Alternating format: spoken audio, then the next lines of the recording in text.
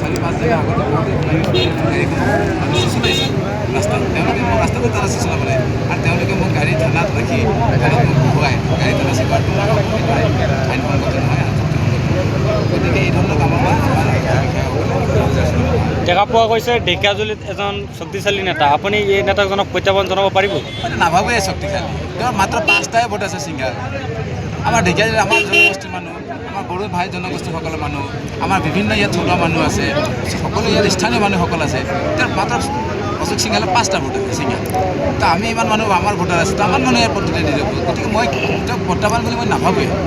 তেওঁৰ কি আছে তেওঁ যদি ভাবিছে যে মই মানে প্ৰভাৱশালী মন্ত্ৰী তেওঁ হিমন্ত বিশ্ব শৰ্মাৰ ওচৰত দেখুৱাই কাৰণ হিমন্ত বিশ্ব শৰ্মাই ক্ষয় মানি তেওঁক টিকেটটো দিয়ে তেওঁহে ভয় খায় হিমন্ত বিশ্ব শৰ্মা মই ভয় নাখাওঁ ন অশোক সিংহালে গতিকে মই ক'লোৱেই কথা আৰু ভয় নাখালেতো তেওঁ যদি ভয় নাখালে তেতিয়া অশোক সিংহালে টিকেট নিদিলে তেতিয়া